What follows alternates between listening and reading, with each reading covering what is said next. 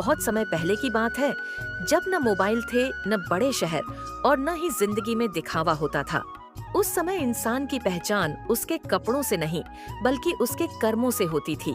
ऐसे ही एक समय में घने जंगल और ऊंचे पहाड़ों के बीच बसा हुआ था एक छोटा सा गांव। गांव के किनारे एक कच्चा सा घर था। मिट्टी की दीवारें, फूस की छत और दरवाजे पर लटकी एक टूटी हुई घंटी। उसी घर में रहता था एक गरीब लकड़हारा। उसका नाम था रघु। रघु की उम्र ज्यादा नहीं थी, लेकिन चेहरे पर जिंदगी की थकान साफ दिखती थी। उसके हाथों में मेहनत के निशान थे, छाले थे और गहरी दरारें थीं। लेकिन इन सब के बावजूद उसकी आंखों में आज भी ईमानदारी की चमक थी। हर सुबह जब पूरा गांव गहरी नींद में होता, रघु उठ जाता। अजी, आप इतनी सुबह क्यों निकल जाते हो? अभी तो सुबह के 4 बजे हैं। क्योंकि मेहनत करने वाले कभी देर नहीं करते और मैं मेहनत करने पर भरोसा करता हूँ। अच्छा, तो मैं चलता हूँ, अपना ख्याल रखना, मैं शाम तक लौट आऊंगा। वह अपनी पुरानी कुल्हाड़ी उठाता, झोला कंधे पर डालता और जंगल की ओर चल देता।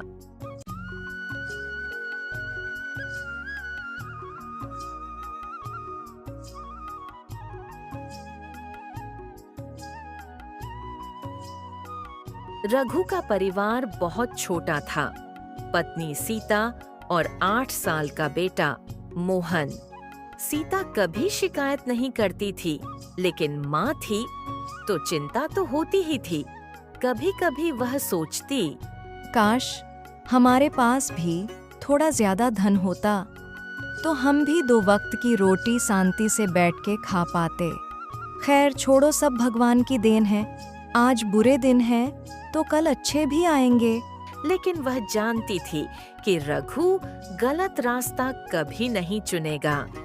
गांव में कुछ लोग रघु की इज्जत करते थे, लेकिन ज्यादातर लोग उसकी गरीबी का मजाक उड़ाते थे। अरे देखो, इसे इतनी मेहनत करता है फिर भी वहीं का वहीं है। गरीब का गरीब ही रहेगा ये तो। अगर थोड़ा चालाक होता तो अब तक अमीर बन गया होता। खैर छोड़ो, इससे हमें क्या, इससे अपनी ईमानदारी पर बहुत भरोसा है। रघु सब सुनता था, लेकिन कभी जवाब नहीं देता, क्योंकि वह जानता था जवाब इंसान नहीं, वक्त देता है। उसे पता था कि वक्त आने पर सबको जवाब मिल जाएगा। इसलिए वह कभी भी किसी को कुछ भी नहीं बोलता और चुपचाप वहाँ से चला जाता। एक साल अचानक से बहुत बुरा समय आ गया। बारिश नहीं हुई, सारी फसल खेती बर्बाद हो गई, क्योंकि यहाँ की फसलें बारिश पर ही निर्भर होती। बारिश अच्छी हुई तो फसल भी अच्छी होती है, लेकिन इस वर्ष बिल्कुल भी बारिश नहीं आई और जंगल में पेड़ काटने पर भी रोक लग गई, जिसकी वजह से रघु की चिंता और बढ़ गई। रघु की कमाई लगभग खत्म हो चुकी थी।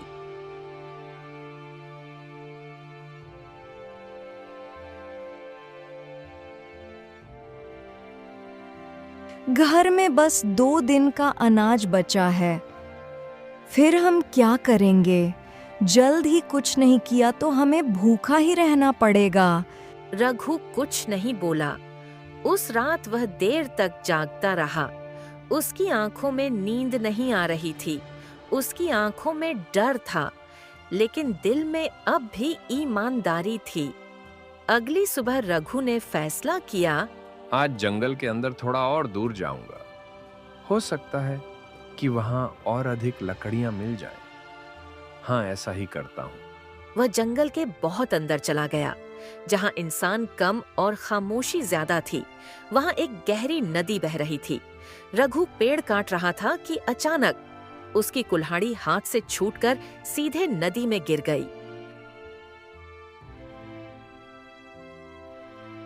रघु घबरा गया। वही कुल्हाड़ी उसकी जिंदगी थी। वह नदी के किनारे बैठ गया और उसकी आंखों से आंसू बहने लगे। हे भगवान, अब मेरे बच्चों का क्या होगा? मेरी पत्नी क्या खाएगी? अब मेरा क्या होगा? हे ईश्वर, मेरी मदद करो। मुझे कोई रास्ता दिखाओ। तभी अचानक नदी के बीच हलचल हुई।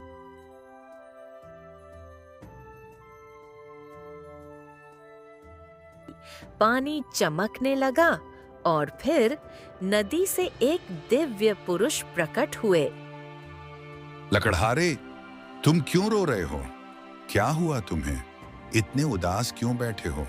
क्या बताऊं प्रभु, मेरे पास मेरी कमाई का एक ही साधन था, वो था मेरी कुल्हाड़ी। लेकिन आज पेड़ काटते वक्त वह मेरे हाथ से छूटकर नदी में जा गिरी। मेरे घर में मेरे बीवी बच्चे भूखे हैं और घर में अन्न का एक दाना भी नहीं है। अब मैं लकड़ियां नहीं बेचूंगा तो घर का राशन कैसे खरीदूंगा? दिव्य पुरुष ने रघु की परीक्षा लेने का सोचा। दिव्य पुरुष नदी के अंदर गए और एक चमचमाती हुई सोने की कुल्हाड़ी बाहर लेकर आ गए और रघु से पूछा, देखो रघु, क्या ये वही कुल्हाड़ी है जो तुमसे नदी में गिर गई थी? ध्यान से देखो और बताओ, क्या ये तुम्हारी कुल्हाड़ी है? नहीं प्रभु, ये मेरी कुल्हाड़ी नहीं है। मेरी कुल्हाड़ी तो सादी लोहे की थी, जिससे मैं रोज लकड़ियां काटा करता था और उसे बेचकर 2 वक्त का खाना लाता था। ये मेरी कुल्हाड़ी नहीं है प्रभु। रघु की इतनी बात सुनते ही दिव्य पुरुष दोबारा नदी में जाते हैं और फिर वह ठीक उसी प्रकार से एक दूसरी चांदी की कुल्हाड़ी बाहर लेकर आते हैं और फिर रघु से पूछते हैं, ये देखो लकड़हारे, क्या ये तुम्हारी कुल्हाड़ी है? ध्यान से देखो और बताओ, ये कुल्हाड़ी तुम्हारी ही है? नहीं नहीं महाराज, ये भी मेरी कुल्हाड़ी नहीं है। जैसा कि मैंने पहले बताया था कि मेरी कुल्हाड़ी सादी लोहे की है और उस पर जंग लगी हुई है। ये तो उस कुल्हाड़ी से एकदम अलग है। ये मेरी कुल्हाड़ी नहीं है। रघु ने एक बार फिर चांदी की कुल्हाड़ी लेने से इनकार कर दिया, क्योंकि रघु बहुत ही ईमानदार था। वो चाहता था कि उसकी जो लोहे की कुल्हाड़ी है वह उसे वापस मिल जाए, बस वह और कुछ नहीं चाहता था। दिव्य पुरुष एक बार फिर से नदी में जाते हैं और इस बार वह हीरे मोती की कुल्हाड़ी लेकर आते हैं। उन्हें लगा कि रघु इस हीरे की कुल्हाड़ी को देखकर तो इसे अपना ही लेगा। कुल्हाड़ी बाहर लाते ही दिव्य पुरुष रघु से बोले, देखो रघु, ये नदी में मिली हुई आखिरी कुल्हाड़ी है।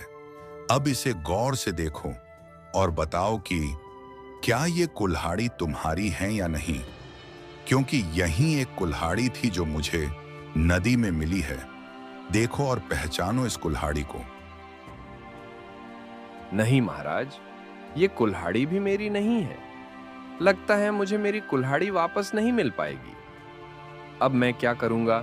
मैं घर का खर्चा कैसे चलाऊंगा? मेरे पास तो दूसरी कुल्हाड़ी खरीदने के लिए पैसे भी नहीं है। बहुत सुंदर रघु, हम तुम्हारी ईमानदारी देखकर बहुत प्रसन्न हुए। तुम इतने ईमानदार हो, ये जानकर बहुत खुशी हुई। मांगो रघु, क्या अपने और अपने परिवार के लिए जो मांगो वो मैं तुम्हें वरदान दूंगा। महाराज, मुझे कुछ नहीं चाहिए। मुझे मेरी कुल्हाड़ी मिल जाए, मेरे लिए इतना ही बहुत है, ताकि मैं लकड़ियां काटकर उन्हें बाजार में बेचकर कुछ खाने के लिए घर ले जा सकूं। रघु, तुम बहुत ही ईमानदार और नेक दिल इंसान हो और तुम्हारे अंदर कोई लालच नहीं है। ये जानकर बहुत खुशी हुई। मैं तुम्हें तुम्हारी ईमानदारी के इनाम में ये तीनों कुल्हाड़ी तुम्हें भेंट करता हूं। आज से तीनों कुल्हाड़ी तुम्हारी हुई। इसे बेचकर अपनी सारी परेशानियां दूर कर लेना। और हाँ, तुम्हारी लोहे की कुल्हाड़ी भी तुम्हें वापस मिल जाएगी। इतनी बात सुनते ही रघु बहुत खुश हुआ कि उसे अपनी कुल्हाड़ी वापस मिल गई और साथ में वो कीमती कुल्हाड़ी भी मिली। अब रघु बाजार जाता है, वहाँ से घर के लिए राशन खरीदकर खुशी खुशी घर चला जाता है। घर पर रघु की पत्नी उसका इंतजार कर रही थी। घर पहुँचते ही रघु ने उसकी पत्नी को उसके साथ हुई घटना के बारे में बताया तो रघु की पत्नी बोली, अजी ये सब तो आपकी ईमानदारी का फल है। जो उस दिव्य पुरुष ने आपकी ईमानदारी के लिए आपको दिया है। रघु के साथ हुई इस घटना की खबर पूरे गांव में फैल गई। उसकी ईमानदारी की चर्चा जगह जगह होने लगी। अरे, तुम लोगों को पता है, रघु को कोई खजाना हाथ लगा है, जिसको पाकर तो अब रघु बहुत ही धनवान बन गया। अब तो उसकी सारी जिंदगी आराम से व्यतीत हो जाएगी। उसे अब किसी के वहां काम करने की भी जरूरत नहीं है। हाँ भाई, सुना तो मैंने भी है कि वो जो खजाना है वह किसी दिव्य पुरुष ने रघु को दिया है। तभी वहां बैठा एक बुजुर्ग आदमी बोलता है, अरे भाई, तुम लोगों को सिर्फ खजाना मिला है, उसकी बात कर रहे हो। क्यों मिला है वो मैं तुम्हें बताता हूं।